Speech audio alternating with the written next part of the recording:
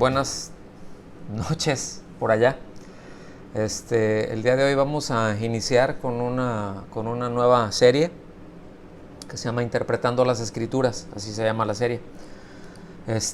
Y bueno, hoy vamos a ver el primer tema, que en esencia es una introducción a la hermenéutica. Esta serie nos va a llevar, no sé, no menos de 15 sesiones. Así que yo les quiero pedir que pues que tomen sus notas, ¿no? Siempre van a tener el recurso de ir pues anotando, van a tener las láminas, y si a alguien le interesa tener la presentación, ¿verdad? Pues con mucho gusto se las mandamos así como está en PowerPoint. Pues bueno, antes de entrar propiamente en materia, a mí me gustaría que estuviéramos conscientes que esto es ahora sí que va a ser una serie en donde vamos a ver cosas pues muy básicas, ¿no? Son herramientas muy básicas lo que vamos a estar tratando. Sí, definitivamente están no sé cómo decirlo, ¿no? Son básicas, pero no tanto, ¿ok? Pero tampoco es a un nivel para que todo mundo ya al final, no, ya me aventé esta serie, ¿verdad? Ya soy un tremendo exégeta, ¿verdad? Lo que quiera decir eso, pero yo ya soy un tremendo exégeta y yo ya puedo interpretar y todo acá. No, la verdad es que esa es toda una ciencia. Y a lo largo de esta serie, pues que el Señor nos ayude para tener las cuestiones que a nosotros como creyentes pues nos permitan acercarnos a las Escrituras e ir profundizando e ir aprendiendo de a poco, ¿sí? Entonces, tranquilos, porque esto toma tiempo. Hay muchas de las cosas que van a ver aquí. Realmente el que quiera crecer más en ello, pues le va a tener que rascar, porque como lo hemos dicho muchas veces, ¿verdad? El que tiene hambre, pues le atiza a la olla, ¿verdad? Entonces, en primer lugar era eso, y también al mismo tiempo, pues de estar muy agradecidos con Dios por la abundancia de materiales de consulta que tenemos el día de hoy. Hay muchísimo material. Hay cosas que antes eran inimaginables. Yo me acuerdo que, y no fue hace mucho, pero cuando me convertí, bueno, ya hace un rato, poco más de alrededor de 40 años,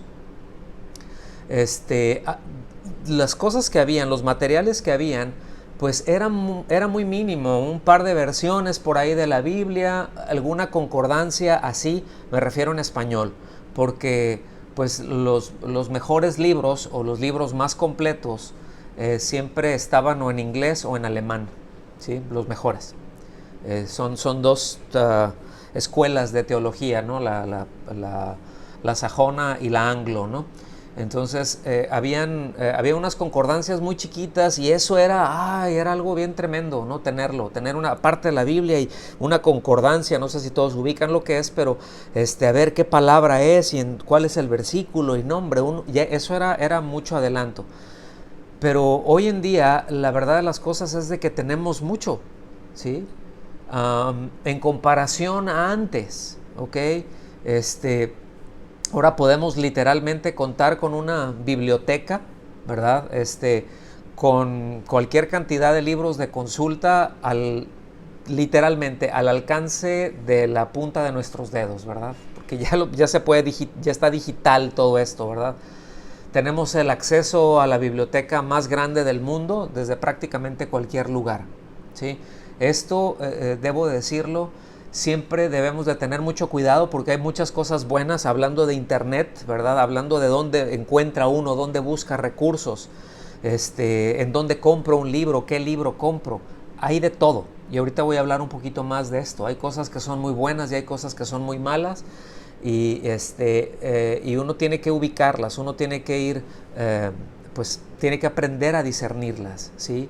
Y otra vez, eso no lo conseguimos, créanme, en una serie de 15 o 20 enseñanzas. Eso toma más tiempo, pero no tenemos prisa, ¿no? Entonces, para eso estamos también, para ayudarles.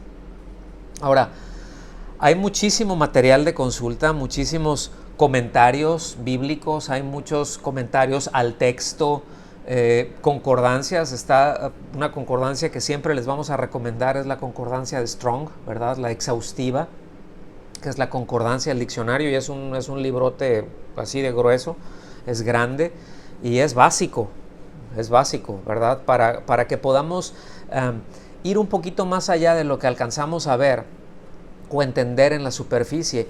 Y todas estas cosas que tenemos hoy en día, pues es un legado de muchos hombres y de muchas mujeres que nos dejaron y que pusieron todas sus vidas y que pusieron todas sus fuerzas, ¿verdad? Que no hicieron grandes hazañas, entre comillas, desde el punto de vista de que a veces se entiende, ¿no? El éxito ministerial, de que fue, predicó, tuvo, lo conocieron.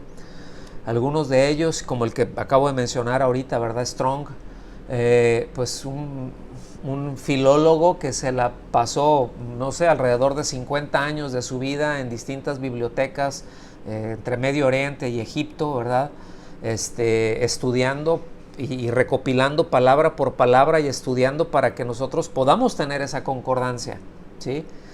Entonces, repito, ellos pusieron sus vidas, pusieron sus capacidades y pues nos han dejado equipados, ¿verdad? Y debemos de estar muy, muy agradecidos con Dios por ello. Entonces, podemos conseguir muchísimos libros excelentes que nos ayuden a entender.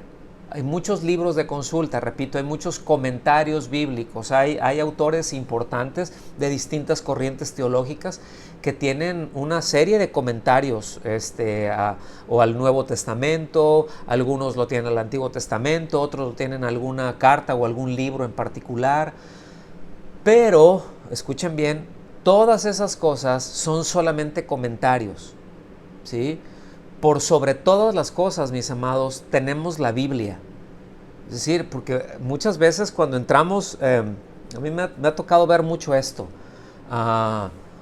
De repente alguien ahí ya tiene algún libro de teología sistemática de algún reformado y dice, no, es que ya este libro, y ya lo toman como si eso fuera la Biblia. Y no, ningún libro es la Biblia, sino la Biblia. El libro de Dios, me explico.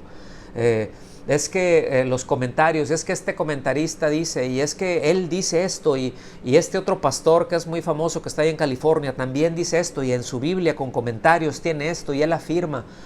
Bueno, todas esas son cosas que afirman comentaristas y que afirman maestros. Y qué bueno si los conocemos, qué bueno si tenemos acceso a ello.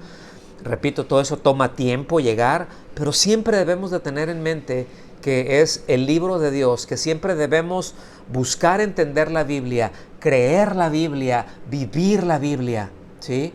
Y sí, gracias a Dios por todos los materiales que tenemos, como lo mencioné, todos esos comentarios, y repito, porque voy a ser muy enfático en esto, son solamente eso, son solamente comentarios, y un comentario pues solamente refleja la postura teológica del autor, es decir, cómo ve él desde su postura teológica, cómo ve un determinado pasaje, ¿verdad? Pero, mis amados, lo central, lo realmente importante es qué dice la Biblia, no cómo le entiende este hermano, cómo le entiende fulano, cómo le entiende mangano y cómo dice que es perengano, ¿ok? Es qué dice la Biblia. Entonces, por eso la hermenéutica es muy importante. Y todos estos comentarios bíblicos, pues son solo eso, son ayudas, son comentarios que nos permiten ver otras perspectivas que probablemente nosotros no tengamos, pero son solamente eso.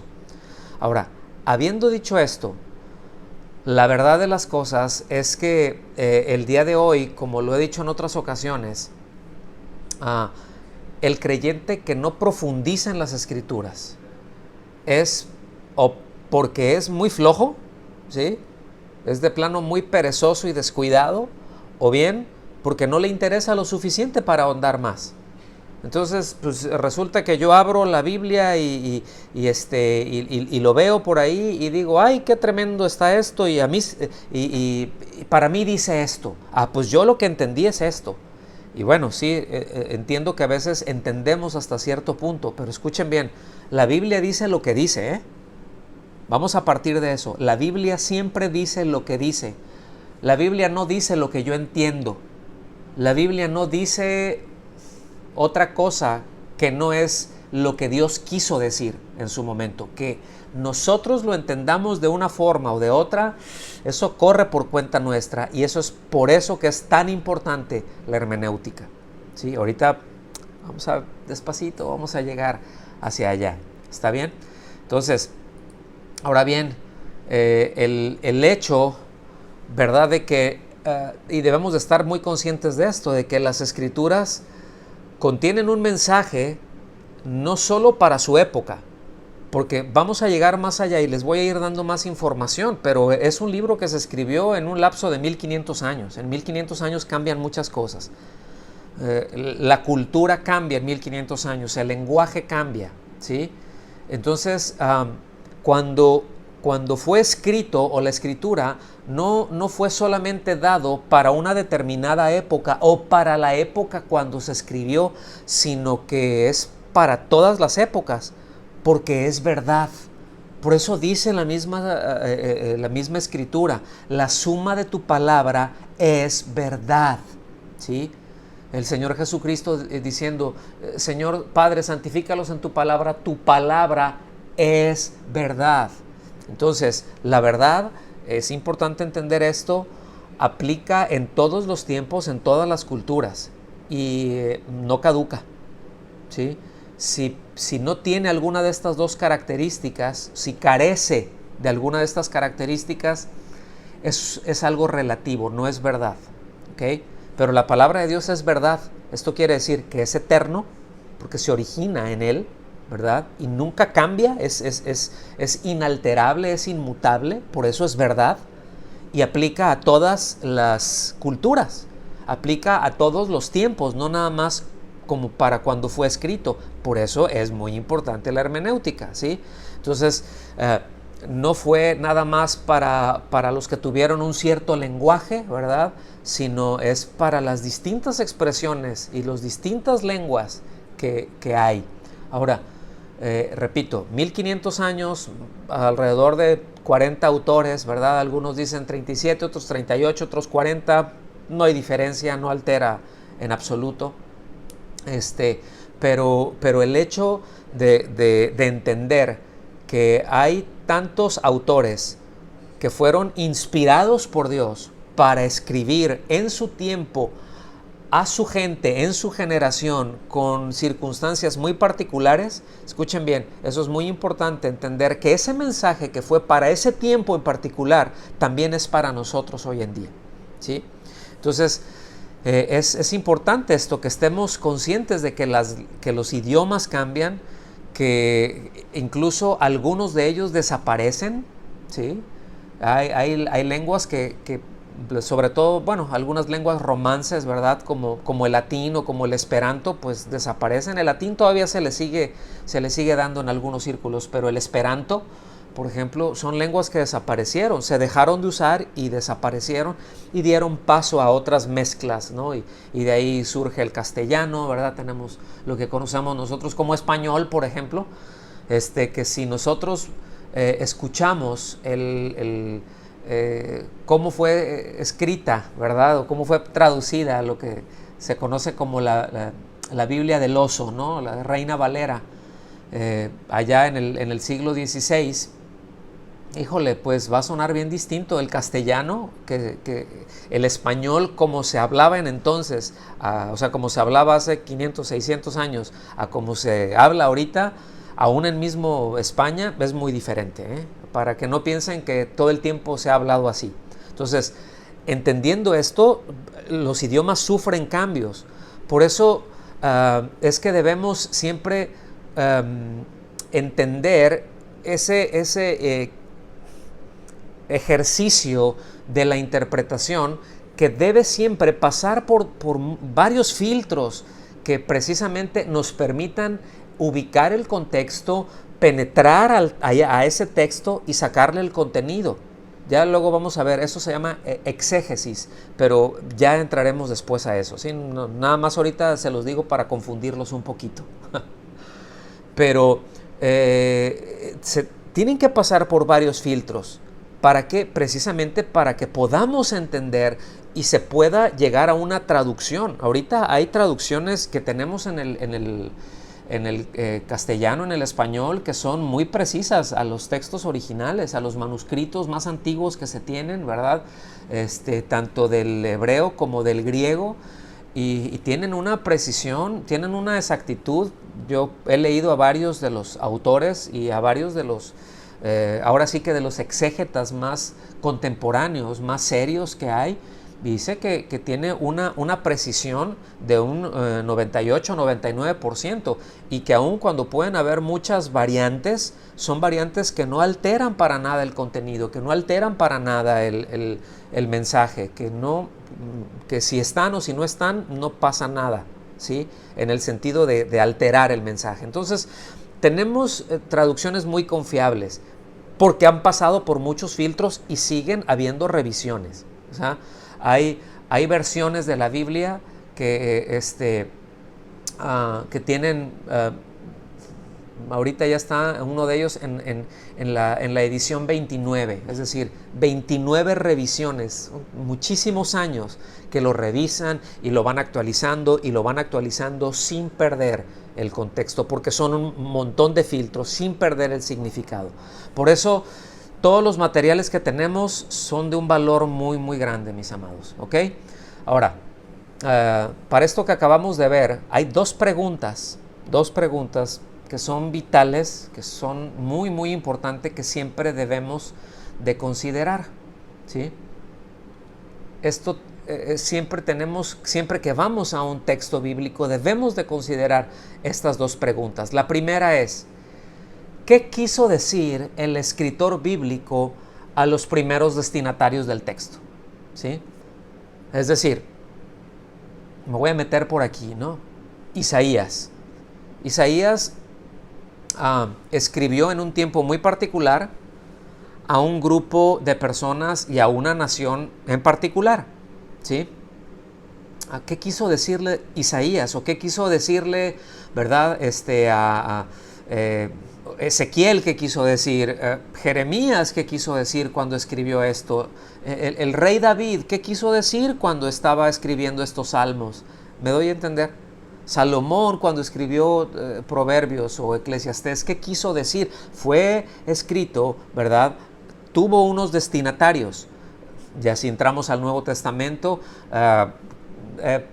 carta a los Gálatas, ¿verdad? De ahí el apóstol Pablo, ¿qué les quiso decir a ellos? Porque ellos estaban viviendo problemáticas muy en particular y ellos fueron los receptores primarios, ¿sí?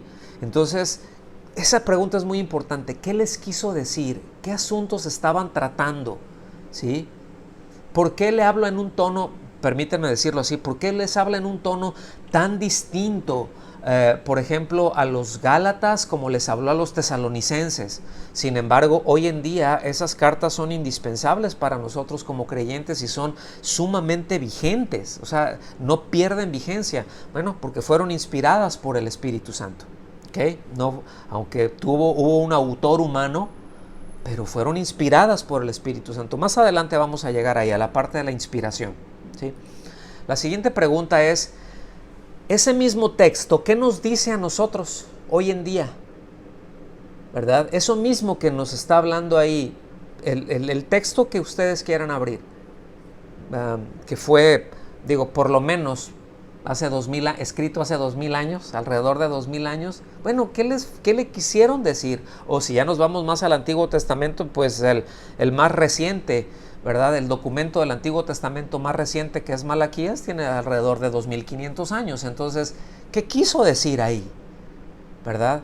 A lo que les estuvo diciendo a ellos, pero ahora también eso mismo, ¿qué nos dice a nosotros? Porque tiene un mensaje que trasciende, porque es verdad y porque es eterno. ¿Está bien? Ahora, pónganme atención en esto, porque es indispensable siempre hacer lo que los eruditos llaman la contextualización, ¿verdad?, del texto o del mensaje o del sentido del mismo. ¿Ok?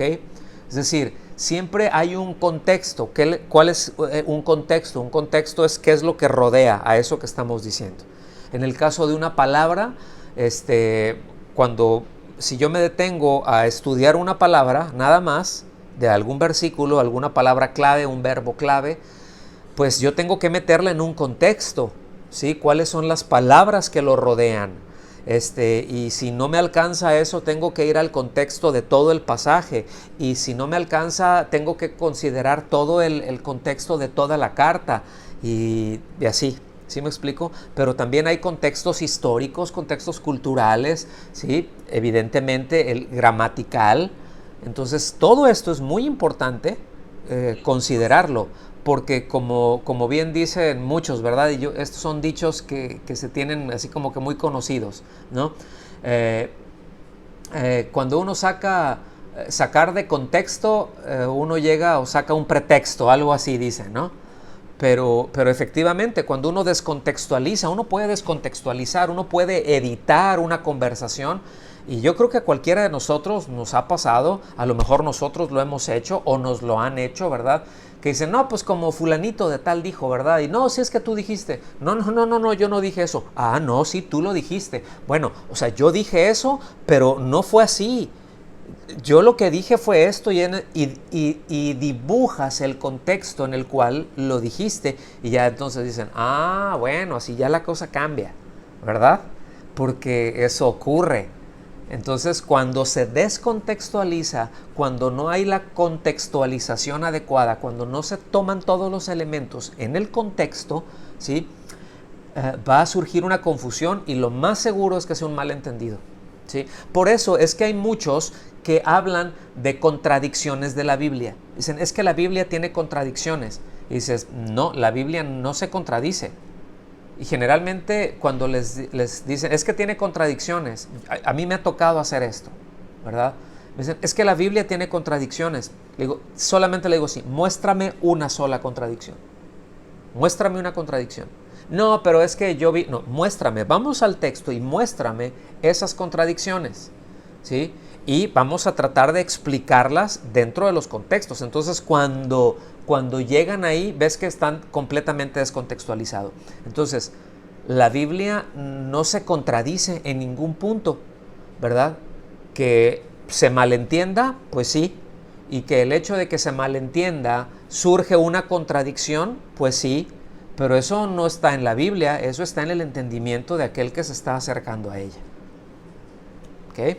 Entonces es muy importante, es muy, muy importante. Y siempre,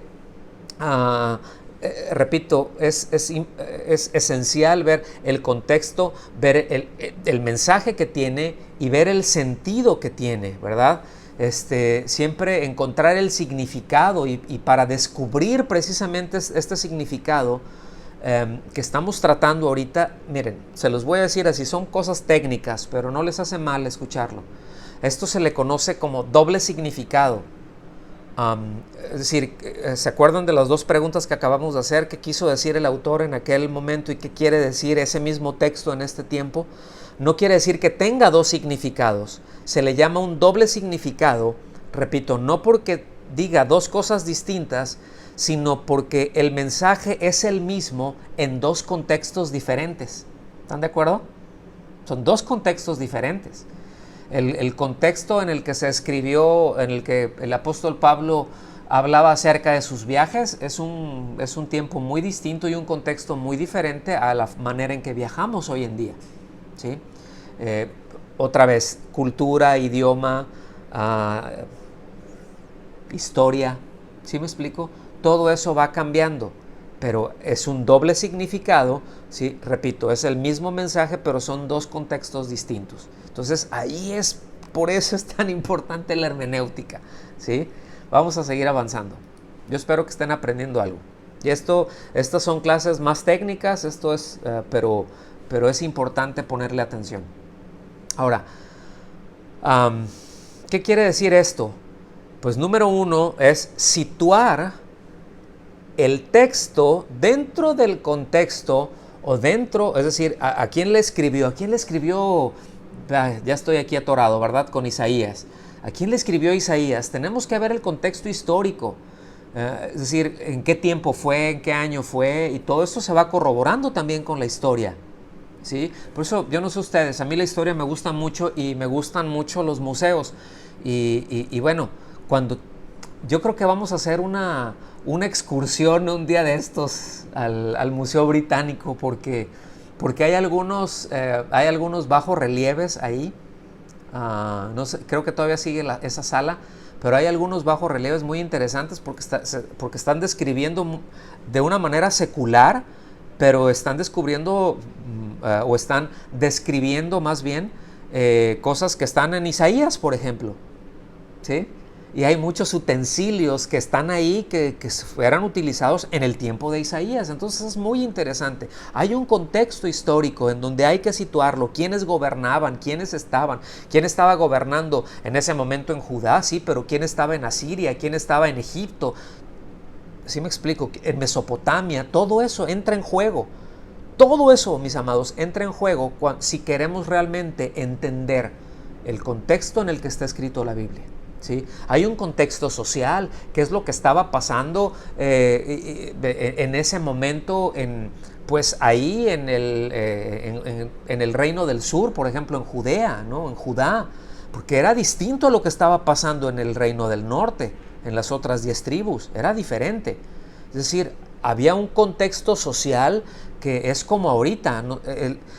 Miren, nuestro contexto social cambió hace año y feria, ¿no? Con el COVID cambió todo, el contexto social ya cambió, ¿sí? Ya, ¿verdad? Porque hemos hablado incluso de, pues, ¿qué es normal? Pues, explícame qué es normal.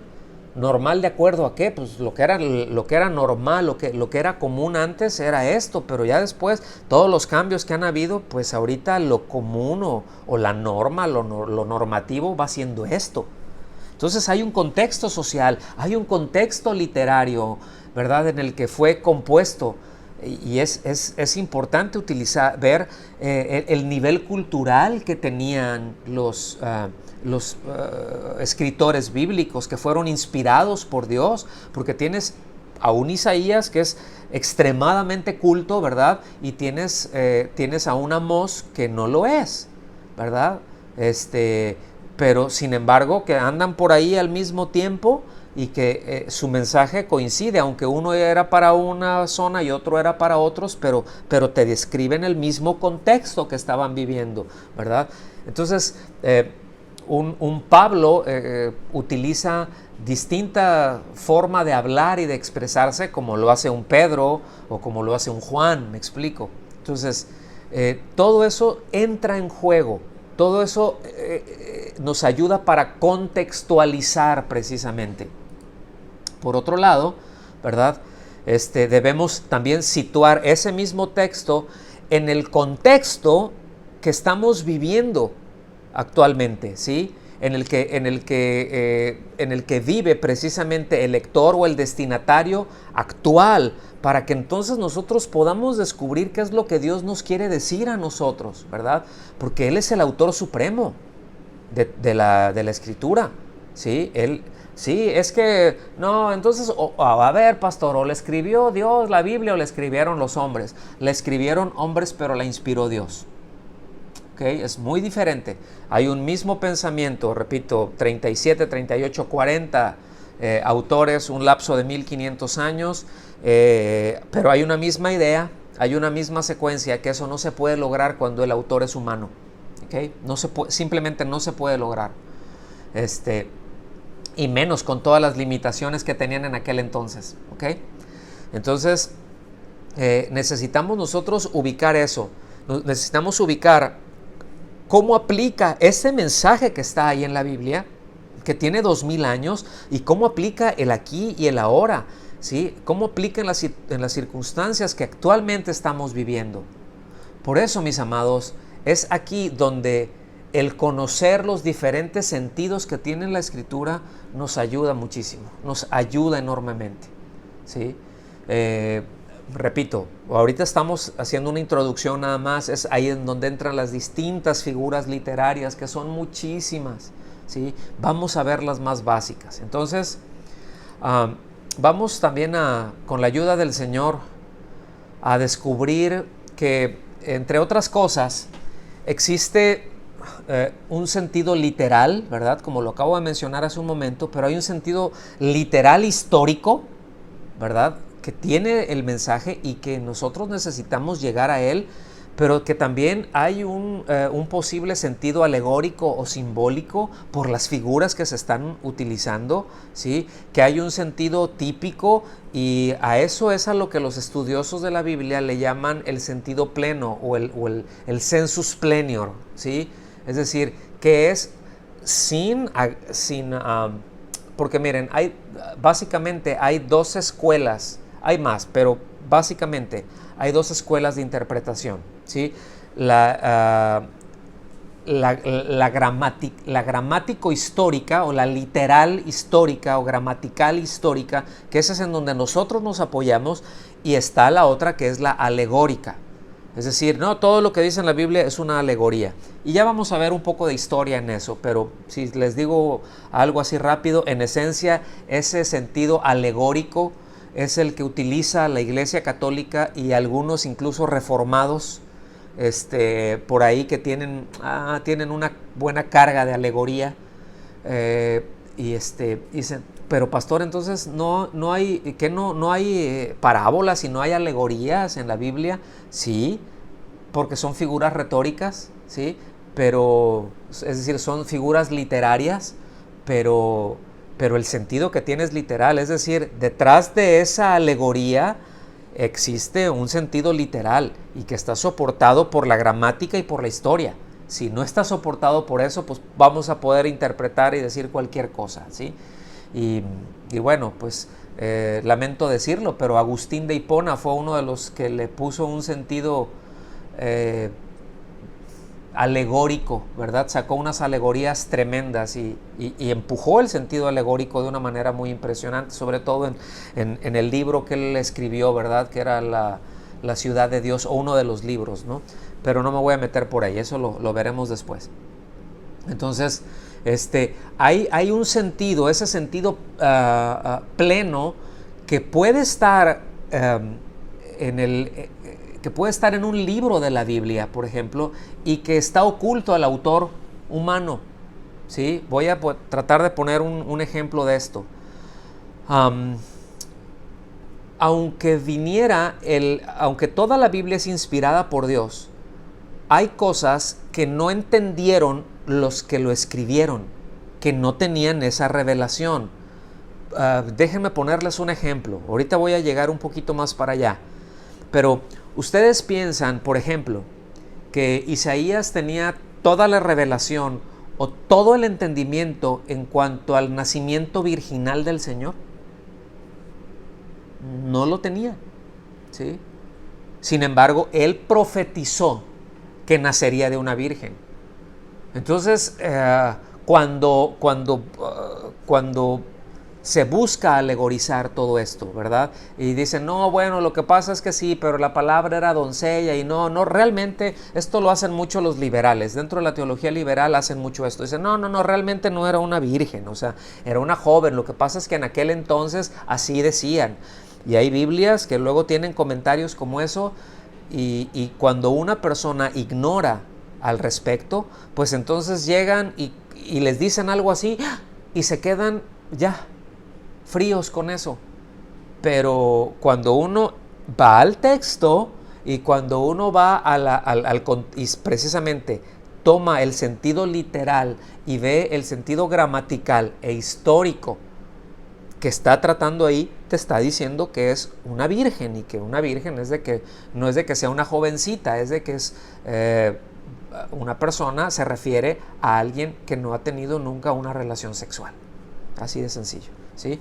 Entonces, todo este asunto de la teología liberal no es muy antiguo, tendrá 150, 200 años, pero en los últimos 100 años ha sido muy duro. Pero bueno, otro ejemplo, piensan que Joel ¿sí?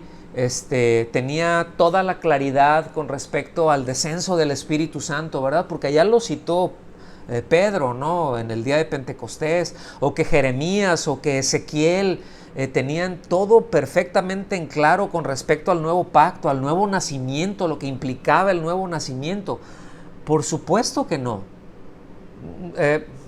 Los primeros creyentes no tenían idea y ninguno en el Antiguo Testamento tenía idea de lo que era la iglesia, y eso estaba en la mente y en la mente y en el corazón del Señor.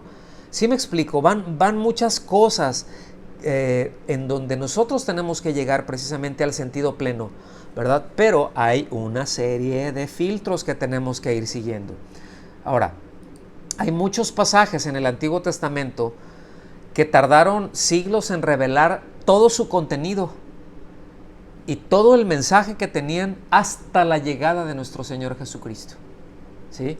En Hebreos, pongan atención aquí por favor, en Hebreos capítulo 1, versículos del 1 al 3, se lee así. Fíjense, dice, y así empieza esta carta. A mí me gusta mucho esta carta. Dice, Dios, ¿sí?, habiendo hablado hace mucho tiempo, es decir, Dios ya habló. Fíjense bien, Dios ya habló, Dios ya dijo. Pero dice, hace mucho tiempo, en muchas ocasiones y de muchas maneras, a los padres, es decir, a los ancestros, es a lo que se refiere, a los padres por los profetas. Esto quiere decir que habló, cuando dice en muchas ocasiones y en muchas maneras, quiere decir que fueron pedacitos, pedacito y otro pedacito y otro pedacito, y que se fueron juntando, ¿sí? Dice en el versículo 2, en estos últimos días nos ha hablado por su Hijo, a quien constituyó heredero de todas las cosas, por medio de quien hizo todo, también el universo. Versículo 3, Él es el resplendor de su gloria, o sea, el Hijo, Jesús. Él es el resplendor de su gloria y la expresión exacta de su naturaleza, y sostiene todas las cosas por la palabra de su poder. Después de llevar a cabo la purificación de los pecados, el Hijo se sentó a la diestra de la majestad en las alturas, y sigue y sigue y sigue. Ahora, aquí este es el punto, que es el mismo Señor Jesucristo el que se encarga de revelarnos ese sentido pleno de las Escrituras que se refieren a Él. Es decir, Él habló con respecto a Él, ¿sí? Todo lo que se venía anunciando, todo lo que los profetas venían anunciando, lo que se anunciaba en la ley, cosas que se decían, Él las fue revelando, Él nos fue dando a entender, ¿sí? Es así como cuando Él explicó el pasaje, ¿verdad? Ese que está ahí en Isaías, en el capítulo 61, en el versículos del 1 al 3, ¿verdad? Que está descrito, por ejemplo, ahí en Lucas 4, anótenlo, en Lucas 4 del 16, no se queden hasta el 19, váyanse hasta el 21, pero es como Él empieza a leer, ¿verdad? Que dice que está ahí en la sinagoga, y que Él abre, ¿verdad? El rollo, ¿verdad? Ahí en Isaías, y empieza a leer esa porción, y después dice, y ya lo cierra, y dice, bueno, esto se ha cumplido. Yo soy el cumplimiento de esto que está aquí. Yo soy el sentido pleno de esto que está aquí. Y todos así como que, a ver, eso se refiere al Mesías, eso está hablando con respecto al Mesías. Y ya, pues ahí se vino todo el asunto, ¿sí?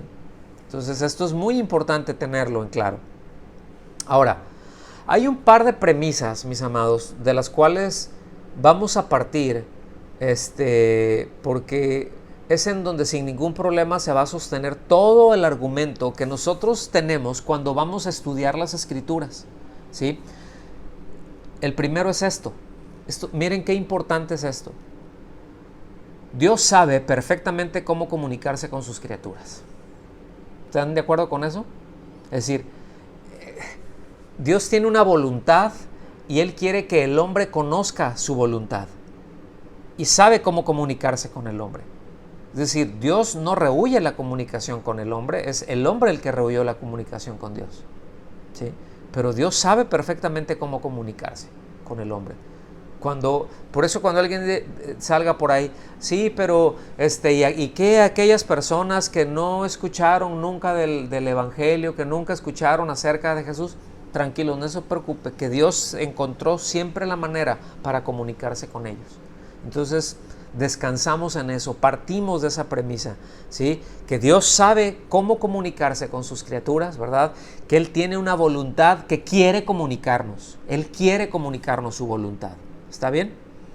La segunda premisa es que el propósito de Dios siempre ha sido que entendamos muy bien sus designios o sus propósitos en todo tiempo, para toda época. Es decir, aquí no excluye a nadie.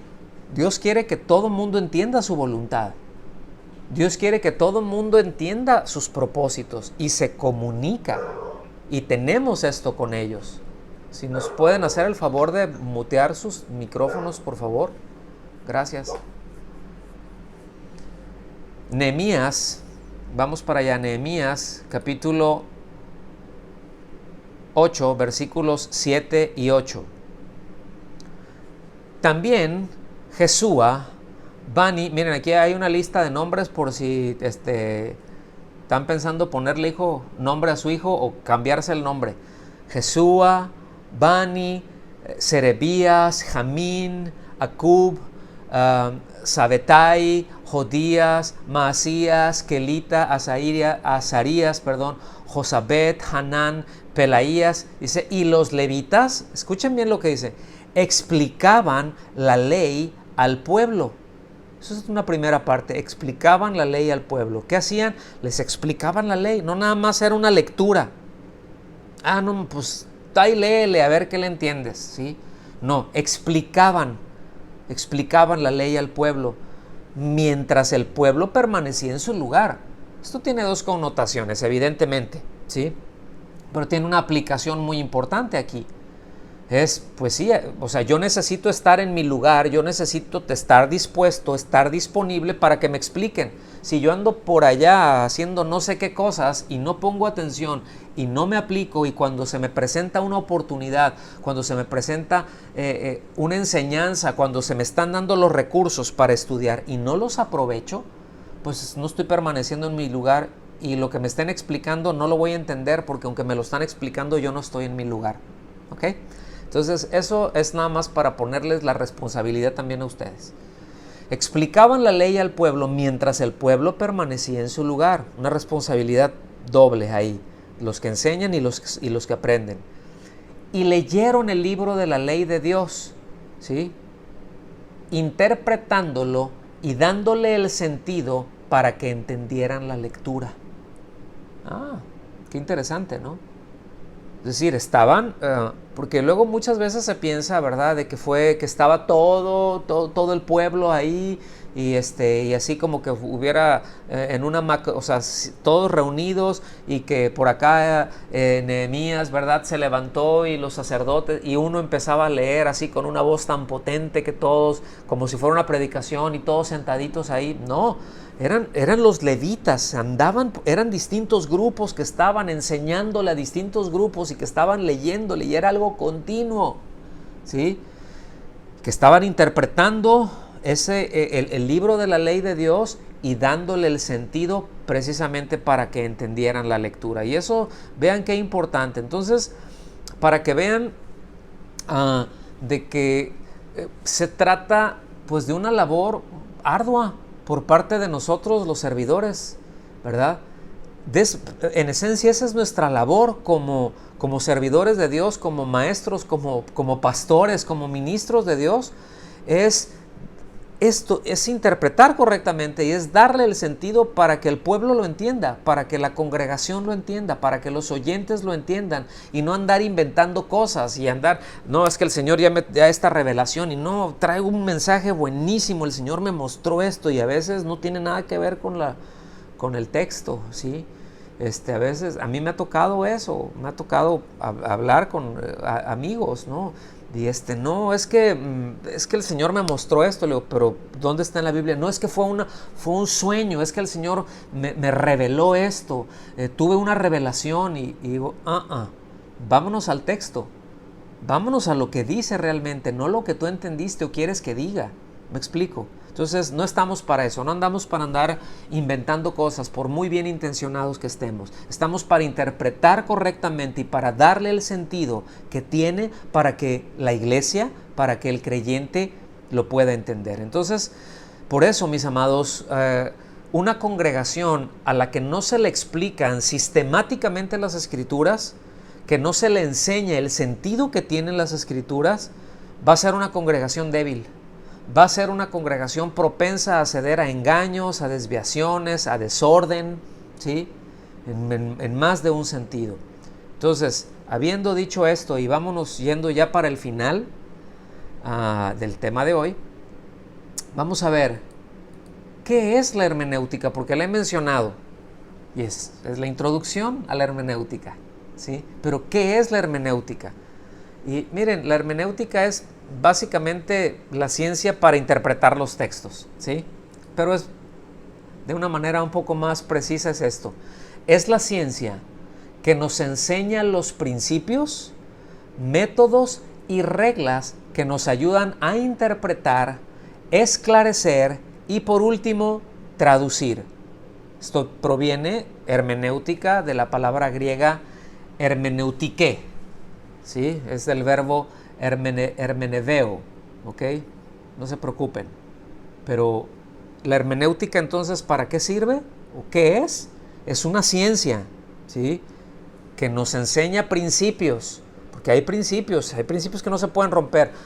Hay una metodología, hay reglas que no se pueden romper y con eso nos ayuda a interpretar, ¿verdad? A tener en claro y al final ya traducir, en el caso de los que ya son traductores, ¿no?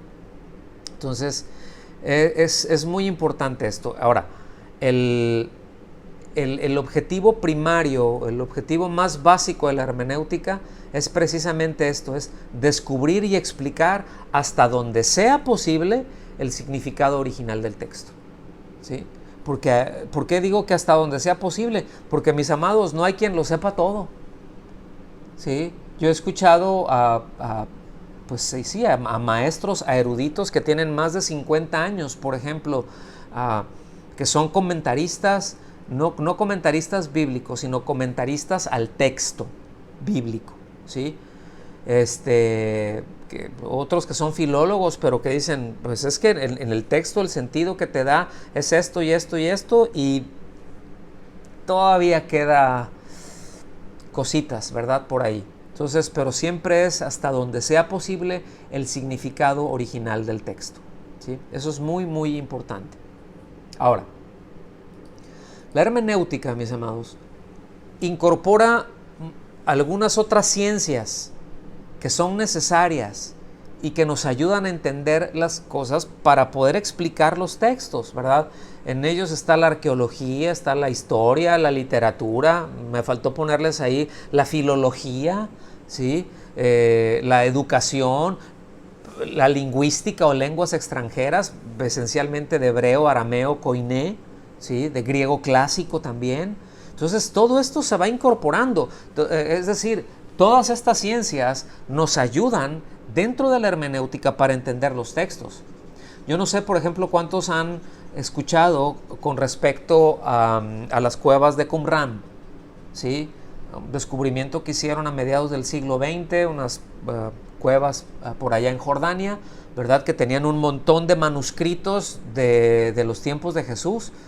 Tienen, miles y miles y miles de manuscritos, copias y copias y copias originales, conservadas en una manera impresionante, que cuando sale eso, cuando se encuentran eso, los eruditos de todas partes empiezan a ver y empiezan a revisar y a redescubrir muchas cosas y a corregir muchas cosas, ¿sí? No porque la Biblia, lo que se tuviera antes que eso estuviera mal, porque no estaba mal, pero cuando se encuentra todo esto, ayuda a esclarecer y a explicar con mayor precisión lo que ya estaba ahí. Fíjense, a mí me llama mucho la atención esto.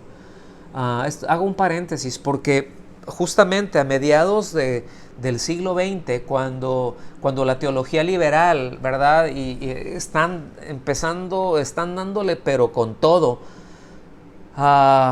y están pues con un humanismo secular impresionante.